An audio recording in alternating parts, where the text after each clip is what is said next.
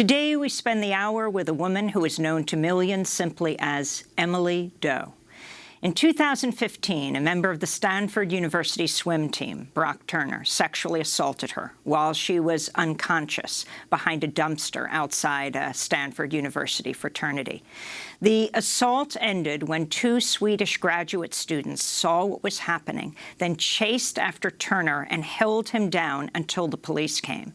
At the time, Emily Doe was a 22-year-old college graduate living at her home with her family in Palo Alto. The case gained national prominence when a California judge sentenced Brock Turner to just 6 months in county jail after he was convicted of 3 counts of felony sexual assault. He would spend 3 months locked up. The sentencing sparked outrage. Voters in California later recalled the judge in the case. During the trial, Emily Doe read a victim impact statement addressed to her assailant. The text of the letter went viral after BuzzFeed published it in 2016. Well, the woman known to the world as Emily Doe recently came out to reveal her true identity in a remarkable new memoir called Know My Name. She published the book using her full name, Chanel Miller. Well, today we spend the hour with Chanel. We begin by airing a short video she illustrated and narrated about how she moved past the sexual assault and eventually reclaimed her name, her story, and her life. It happened when I was 22, on the cusp of my adulthood. When you are assaulted, an identity is given to you. It threatens to swallow up everything you plan to do and be. I became Emily Doe. Assault teaches you to shrink, makes you afraid to exist. Shame, really, can kill you. Unconscious, stupid, dumpster, swimmer, Stanford, half-naked, nameless, nobody. Nobody wants to be defined by the worst thing that's happened to them.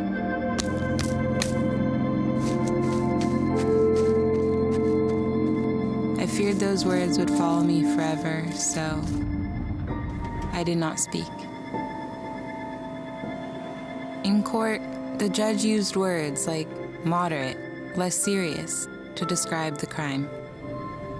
I remember the trial. The defense attorney stood before the jury and said, "Chanel knows how you get in blackouts. You drink a lot of alcohol, and that's what she did this night, and many other nights, to be honest." So I wrote a victim impact statement, 12 pages. I read it at the sentencing, straight to the man who hurt me.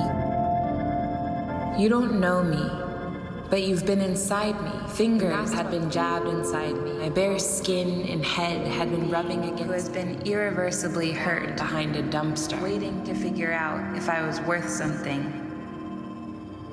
But the judge did not hear me.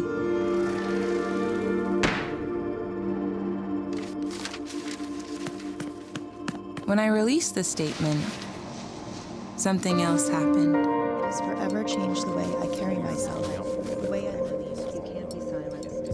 The world breathed life into my words.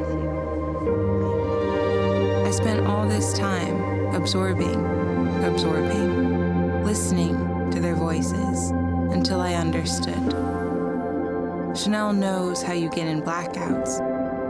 Chanel also knows how to write.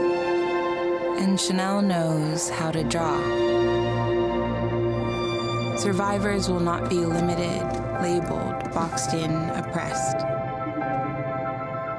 We will not be isolated. We have had enough. Enough of the shame, diminishment, the disbelief, enough loneliness. Look at all this togetherness. Look out for one another. Seek whatever you wish to be in life. Speak up when they try to silence you. Stand up when they shove you down. No one gets to define you. You do. You do. My name is Chanel, and I am with you. That's the voice of Chanel Miller in a video that animates her illustrations. We spend the rest of the hour with Chanel in our studio discussing her new memoir, Know My Name. I began by asking Chanel why she chose that as the title of her book. I like that it's defiant, that it's a stepping forward, that it's a proclamation of identity and knowing who I am and what I stand for. Because in court, you're so stripped of identity.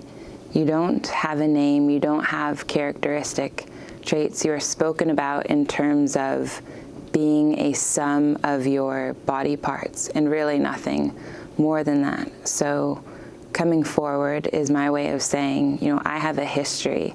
I have people that love me, and I also have talent in writing, and that's what this is. Take us back to 2015.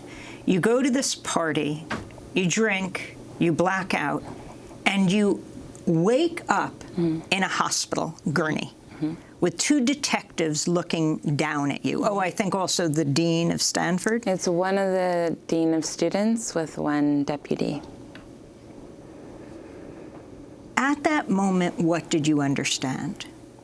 All I understood was that I had been found passed out, and I'd later be told that someone was acting hinky around me.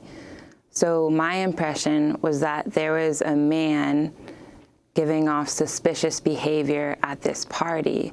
I didn't understand that he had made any contact with me. That was never made clear. I just knew that he was chased off the property due to his behavior, and that I was somehow wrapped up in it, but was unaware to the depth at which I was involved. And you were not wearing your own pants? Correct. No and you were underwear. missing your underwear? Correct. That's what you understood at that moment? Yes, my dress was hiked up to my waist. I didn't have underwear on, and I didn't understand why or how they could be gone, and I was given hospital pants. Did you ask anyone to explain what is going on? No. I figured if there was something that grave, they would tell me more explicitly. I also refrained from asking because I think I knew something was wrong, and I wasn't prepared to hear the answer. I didn't want you to tell me that I had been assaulted.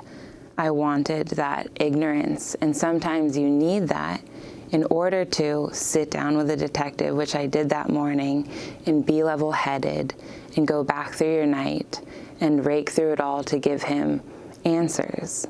If they had disclosed everything at that moment, I think I would have been completely immobilized, unable to digest that information. So instead, I was released home and not given anything more. You had dried blood on your hands, and your hair was filled with hundreds, if not thousands, of pine needles. Yes. Yeah. I was standing. I was not allowed to take out the pine needles until they were photographed, so they were scratching my neck. They were falling onto the floor. I was wrapped in a blanket. They were embedded in the blanket, and when we were finally able to take them out, I was standing naked. Two other nurses with gloves on were pulling them out of my hair. In silence, we were just taking them out piece by piece. We filled an entire paper lunch bag full of my hair and pine needles, and they said, well, that's enough for evidence. And we took the rest and left it on the floor. And I worried that if I said my whole head was covered in pine needles, that I would be seen as exaggerating, that I was being dramatic, or that it wasn't that intense, when really I would later find out that one of the deputies testified that as I was being taken into the gurney, as I was being carted into the hospital, I left a trail. That what I was left with that morning, I'd already lost a lot of the debris. My head was being used to mop up a ground. Which meant that perhaps you were dragged behind the dumpster. Or that there was very little care taken about my state of being when I was half naked on the ground, that it didn't matter that where my head was, the condition of my skin, the texture of my backside was raw. None of this consideration was taken. And yet there was consideration when it came to these two Swedish cyclists who you believe saved your life. Yeah. Explain what you came to understand happened. And when did you learn about these two graduate students? So I had this vague understanding that students had stopped a guy at the party at the hospital. So in my head, I think, okay, someone was apprehended. Later in the news, I would figure out that it was the two Swedish graduate students who had stopped. And then after they testified for the first time in the preliminary hearing, I learned not only did they tackle him, they, number one, checked on me. They kneeled down to see that I was breathing before even going after him. So first priority is her, let him go. Now I know that she's breathing, you start the chase. One of them went after him, did a leg sweep, tackled him. The other one followed up, and they both pinned him to the ground because he was trying to get away. And as they were on top of him, they were saying, "Do you think this is okay? What the F were you doing? Say sorry to her." So not only did they stop him, they were demanding apology, and they were refusing to go anywhere until they knew that I was going to be taken care of. They called the police? Or they called someone to call the police because they were busy restraining him. And when the police came, they wept? So one of the Swedes, as he was giving his testimony to the deputy, began to openly weep. And one of the deputies would later tell me he was tearing up watching him go through that. What was it like to meet these two students? When did you meet them? I met them maybe 2 months ago in New York City. I had dinner with them, and it was so amazing to be able to meet them face to face and say thank you. And they kept saying, you know, you've already thanked us by helping the world. That's thanks enough. But to have them as part of my life, to have them so genuinely concerned about my well-being, for them to have returned again and again to testify repeatedly when they could have just moved on, that's so unbelievable to me and sets just this wonderful standard of behavior that we can hold men to. You see your sister in the hospital, your little sister, your Mei. Yeah, I'm Jia. In Chinese, little sister. And you go home with her. Yes. You go to your parents' house where you grew up, the two of you grew up. Yes. But you didn't tell them. No. Well, first, I did not have anything to tell them. I had no narrative yet. I didn't understand what had happened. So I didn't want to say, you know, I woke up covered in bruises and scratches, half naked. Let's sit around the table and ruminate why that might have happened. That would have been terrifying. And when you let your imagination off the leash, then it would send all of us spinning. So not telling them was my way of keeping the situation in my control. And I felt that as long as it was contained, I would be able to keep moving. And so how did you hide it from them? Your house isn't that big. How did your parents were very tuned in to you and your sister, your whole being? I would begin to go on these long bike rides in the morning before work and process a lot on those rides. On my drives to work, I would cry, then take a moment in the parking lot to collect myself, go inside. If I needed to cry at work, I go in the bathroom or the stairwell. When I come home, if I can't collect myself, again, I'll go on a drive. I would sit in parking lots calling hotlines so that I understood I was not alone. But I know many victims who are masters at concealing what we're going through.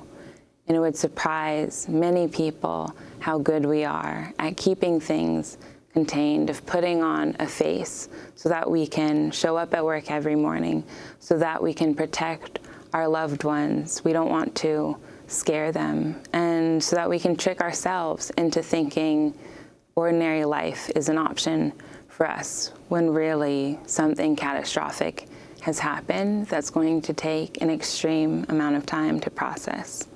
Talk about when you fully realized what happened, and then when you told your parents. I found out online when I was at work and was not able to pair the graphic story that I was reading of a discarded body with the body that was sitting in my rolling chair with a plate of goldfish at work. I did not want to pair them. And that's sort of when this separate identity of Emily Doe was born. I think when you are traumatized, it's easier to separate yourself, to keep the trauma in the corner so that it's away from you, that you can access it when you need to, but otherwise you're not going to look at it or let it touch your life. When did this article come out? How soon after the attack? 10 days. So I was completely alone in silence for 10 days, where only my sister and I knew what had happened. You read it online? Yes. And what was your reaction? It's like the insides of me just went mute. You can't stomach it that quickly. And only when I went home that night and sat my parents down to tell them did it hit me. The look on my mother's face was so broken open. It instantly registered how terrifying what happened was. When you see yourself through the eyes of loved ones, you understand that this isn't something you deserved, that it's really painful, and that it was not okay. That registered, and that's when I, let go of all that posturing and completely broke down. My knees buckled, and my mom just held me. And sometimes, even if you don't have words, you need that holding. You need someone to be showing you that they see you and that they're here for you. We continue our conversation with Chanel Miller, author of the new memoir, Know My Name. The book chronicles how Chanel reclaimed her name, her story, and her life after being sexually assaulted by Brock Turner, a member of the Stanford University swim team, in 2015. I asked Chanel how she reached the decision to press charges against her assailant. That happened within 24 hours of the assault. I had just pulled into my driveway with my sister, and the detective called and asked if we wanted to press charges. I did not understand the implications of this. I didn't understand how long-term of a decision it would be. Not to mention, you didn't understand that you were attacked. Correct. I didn't even know that I had been assaulted yet or what the charges were. So my impression was that they had caught a guy and, needed me to verify that, yes, they should pursue a case against him. And I thought, all right, that sounds good to me. So I said yes and unlocked an entirely new future for myself in that moment. And talk about how long this judicial process took. Even though I filed within 24 hours of my assault, it still took a year and a half to get to the sentencing. And then after that, another year and a half of the appeal for the case to finally be closed. So a total of almost 4 years of my life were invested in this case where I felt stuck, where I didn't have the option to leave, where I was forced to return again and again to this story. So know that even if you file that quickly, that's how long it's going to take. Talk about that period of time when they were developing the evidence, when you heard the trial would take place, who you understood your assailant to be, how he was described, Brock Turner, and how you were described, and your decision to remain anonymous, to remain Emily Doe. Yeah, he was spoken about in terms of his accolades primarily. His smiling photo was used in most of the articles. There were quotes from his previous swim coaches talking about how wonderful this was and how it was a tragedy that had befallen him. It sounded so passive, the reporting of it, as if he was the victim of a crime of external circumstances, and now everything for him was hinging on this verdict, even though my loss had already taken place and had never been up for deliberation. He was a possible Olympic contender, a student at Stanford. And how were you described? How was Emily Doe described? I was intoxicated, blacked out, passed out, half naked. I was spoken about in terms of how many shots I had that night, of how many times I've blacked out previously in my life. All other traits were dismissed, but that's all I got to exist as and present myself as inside the courtroom. Chanel, describe your experience of the trial when it finally took place. I was looking forward to being able to testify and give my side of the story. That's what I thought testimony was. And I quickly learned in that environment, you are constantly discredited and diminished openly, that it becomes a game of how quickly you can answer questions that are worded in a complicated way. Half the time, I'm just trying to understand what the defense attorney is asking me. And you're forced to remember that night down to the minute.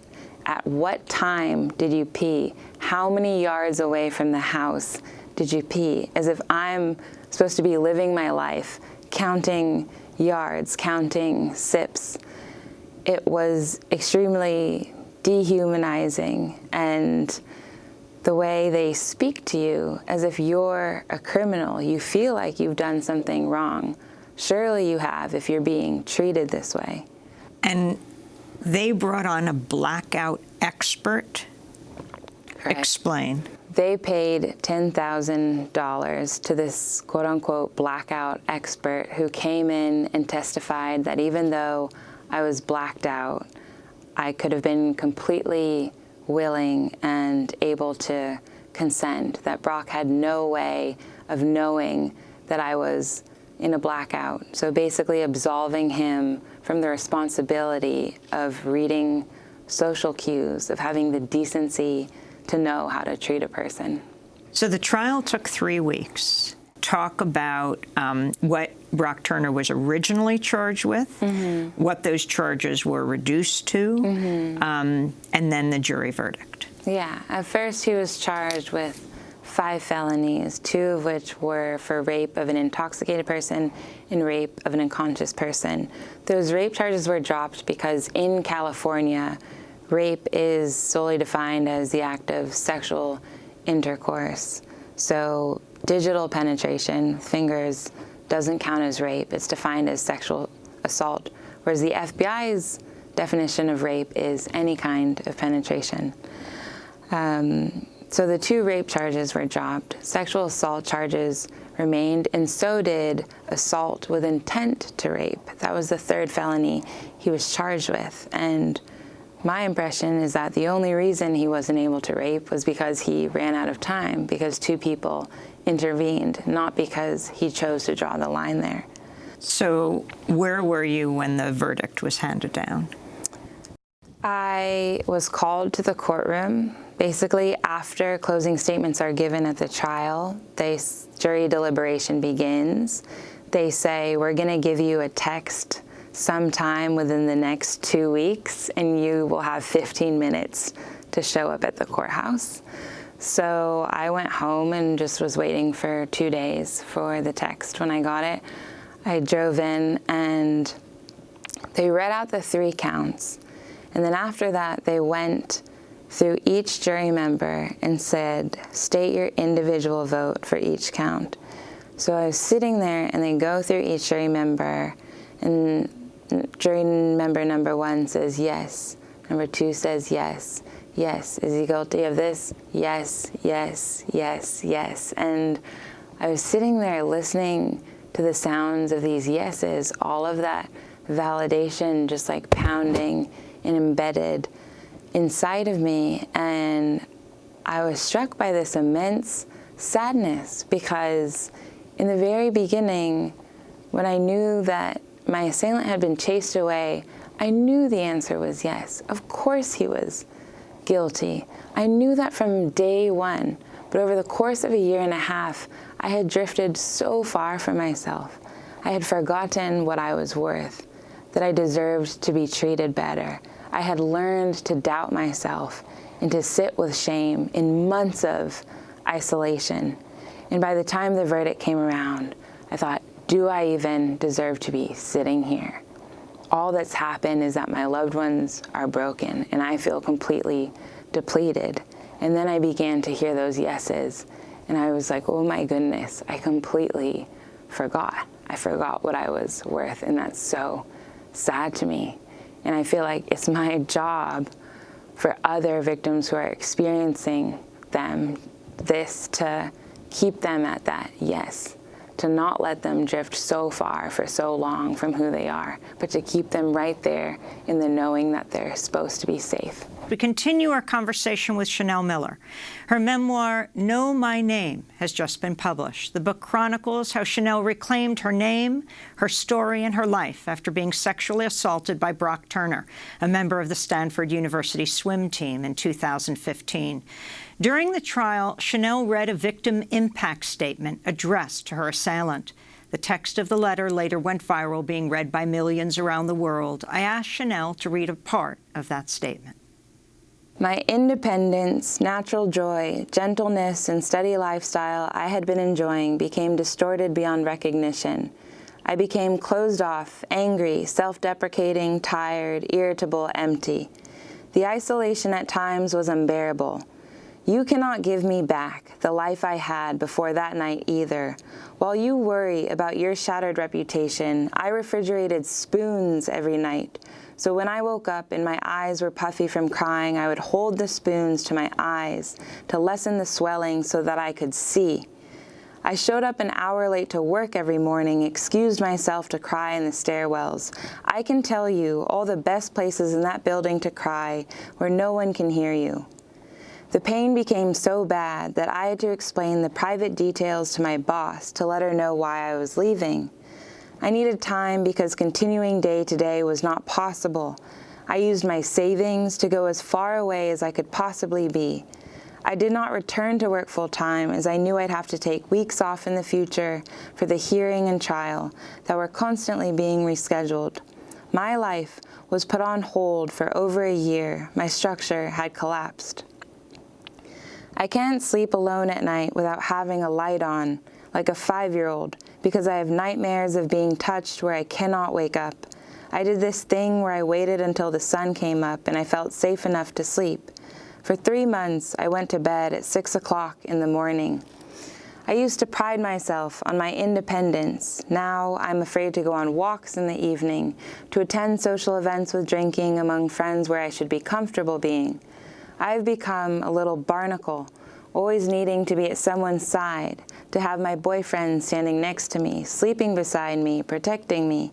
It is embarrassing how feeble I feel, how timidly I move through life, always guarded, ready to defend myself, ready to be angry. You have no idea how hard I have worked to rebuild parts of me that are still weak. It took me 8 months to even talk about what happened. I could no longer connect with friends, with everyone around me. I would scream at my boyfriend, my own family whenever they brought this up. You never let me forget what happened to me. At the end of the hearing, the trial, I was too tired to speak. I would leave drained, silent. I would go home, turn off my phone, and for days I would not speak. You bought me a ticket to a planet where I lived by myself. Every time a new article came out, I lived with the paranoia that my entire hometown would find out and know me as the girl who got assaulted. I didn't want anyone's pity, and I'm still learning to accept victim as part of my identity. You made my own hometown an uncomfortable place to be. You cannot give me back my sleepless nights, the way I have broken down sobbing uncontrollably if I'm watching a movie and a woman is harmed. To say it lightly, this experience has expanded my empathy for other victims. I have lost weight from stress. When people would comment, I told them I've been running a lot lately. There are times I did not want to be touched. I have to relearn that I am not fragile. I am capable. I am wholesome, not just livid and weak. When I see my younger sister hurting, when she is unable to keep up in school, when she is deprived of joy, when she is not sleeping, when she is crying so hard on the phone, she is barely breathing, telling me over and over again she is sorry for leaving me alone that night. Sorry, sorry, sorry. When she feels more guilt than you, then I do not forgive you. That night, I had called her to try and find her, but you found me first. Your attorney's closing statement began, her sister said she was fine, and who knows her better than her sister? You tried to use my own sister against me. Your points of attack were so weak, so low, it was almost embarrassing. You do not touch her. You should have never done this to me. Secondly, you should have never made me fight so long to tell you. You should have never done this to me. But here we are. The damage is done, no one can undo it, and now we both have a choice. We can let this destroy us. I can remain angry and hurt, and you can be in denial, or we can face it head on. I accept the pain, you accept the punishment, and we move on. Your life is not over. You have decades of years ahead to rewrite your story. The world is huge. It is so much bigger than Palo Alto and Stanford, and you will make a space for yourself in it where you can be useful and happy. But right now, you do not get to shrug your shoulders and be confused anymore. You do not get to pretend that there were no flags. You have been convicted of violating me intentionally, forcibly, sexually, with malicious intent, and all you can admit to is consuming alcohol. Do not talk about the sad way your life was upturned because alcohol made you do bad things. Figure out how to take responsibility for your own conduct. That's Chanel Miller reading her victim impact statement. You left the courtroom floored, silent. People saw you. They actually knew your name, but your name didn't get out. You were still Emily Doe. And describe the day the judge issued his sentence. Was it the same day as your victim impact statement that you read? Yes. I showed up to court with my family and friends. I was almost excited to show them who I was, to finally, stand in my truth and not just be crying like I had been the entire time that I was on the stand. So I gave my statement. I was not allowed the time to read the entire thing. So I read an abridged version of the statement. Before Brock Turner was sentenced for sexually assaulting you, his father wrote this long letter to the judge presiding over the case. Dan Turner complained his son's life had been ruined for 20 minutes of action fueled by alcohol and promiscuity.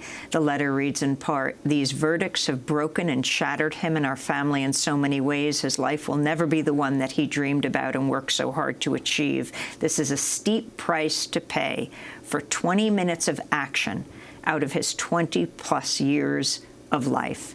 The fact that he now has to register as a sexual offender for the rest of his life forever alters where he can live, visit, work, and how he will be able to interact with people and organizations. Yeah, so I was listening, my family was listening. It was extremely difficult to hear and tolerate. And then after the father read his statement, Brock stood up and read 10 sentences. I believed it's okay that they said that because the judge will understand what's going on and will hear me. So I was patient, and when the final sentence was read, it hadn't even occurred to me that he could receive less than 1 year, which is the maximum for county jail, if you've been accused of 3 felonies. I was completely in shock, and I also questioned why I had decided to read the statement. I felt like it had been my failure to properly read the room, that my emotions were inappropriate in this context. The environment was just deflating. It was so anticlimactic. The fact that we had taken 1.5 years just to get to this moment, and he announces 6 months and it's over just like that. You thought, why did I do this? Why am I here? Why can't anyone hear me? It felt humiliating. And again, my family was upset. You know, I felt like I had to have people fighting for me, like I couldn't fight for myself. And I went home thinking I had embarrassed myself. I didn't think, wow, that was very courageous or that was eloquently written. I just tucked away my statement. It was like, I'm never doing that again. But then your statement got out. Yes. BuzzFeed published it. Yeah. Did you decide you wanted that statement to be heard by others? They asked if they could release it. I didn't think it would amount to anything. In my head, it was worth very little at this point. So because this was now in the public record. Yes, correct. So I just figured, sure, as long as you take out my name or any poignant details about who I am, then you can release it. I didn't think twice about it because I didn't think it would go anywhere. But it went viral. It went viral. 4 days, 11 million people read it. Yes. You changed California law. Yeah. How did you change it? Now it eliminates probation as an option for penetration of an unconscious or intoxicated person.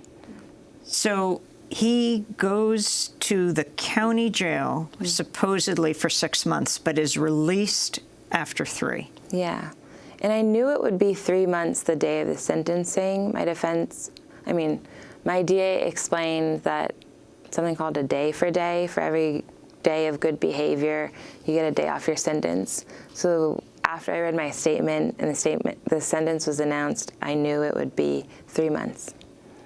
And then there is the recall effort for Judge Persky. Mm-hmm. People are so outraged by the judge's sentence. Judge Persky was recalled by voters on June 5th, 2018. He is no longer a judge. In fact, he was hired by a local high school tennis team to be their coach, and he has been fired from that now because of community outrage. It was a women's tennis team. But his recall, what did that mean to you, and what did it mean to you that it was Michelle Dauber, the professor, that led this campaign? Yeah, Michelle is an incredible fighter and set out to do something that I don't think most people thought was even possible. All of the volunteers were amazing, were galvanized into being out on the front lines while I was off in my little office writing. You know, I was protected in my little cave, figuring out how to get the book out of myself. Meanwhile, they were out collecting signatures outside of Walmart at farmers markets, going door to door. And a lot of these volunteers were survivors, were vulnerable just collecting signatures at times, they were verbally accosted and had to withstand that. So I have a deep admiration for all of them for fighting so hard just to put the judge on the ballot. So, Chanel, you did all of this before the MeToo movement. In fact, I think many would say that you helped to inspire the MeToo movement. I mean, this victim impact statement gave so many people so much strength. What did it mean, as you were Emily Doe, for people not to know who you were, but to watch the MeToo movement gain strength and women's voices to be validated? Yeah, I don't think I would be sitting here presenting myself right now if it weren't for Tarana Burke and the MeToo movement and all the women who have come before me, who have shown me that even knowing the environment is going to be hostile and abrasive, knowing that they're going to be attacked, they still step forward because they feel this duty to protect other survivors, to make themselves seen, so we understand that there are ways of existing in the world where you don't have to be dominated by the story of your assault. You can continue to craft yourself and be confident in who you are. So they set the stage and made a path for me to eventually come forward. And I wanted to ask you about Stanford University's response. So often Brock Turner was called the Stanford swimmer, the champion swimmer, and you were called the non-Stanford student. What has happened since? How did Stanford deal with you? This happened on Stanford property. This happened behind a Stanford frat. 10 days after the assault, I got a single call to inform me that he was no longer allowed on campus. So I said, thank you for that information, and the call was over. And 2 years would go by before I would hear from them again. Only after my statement went viral, 3 months after it went viral, did they reach out to me and say, we would like to offer you money for therapy if you sign this paper saying you will not bring litigation. What did you do? I told them I would not simply sign it. I had to meet with them in person, face to face, so we can discuss what can be done so that a case like mine would never happen again. Only then would I sign. And is that what happened? I do not believe it was done with the intention of preserving my mental health or making real foundational change for them. It was an act of self-preservation and protecting their brand identity, which really hurt me. So that signing didn't happen? The signing happened with all the promises in place. The promises were not followed through. How did you decide to come forward and to name yourself and talk about what that has done for you? Only after the book was completed fully did I decide I would come forward.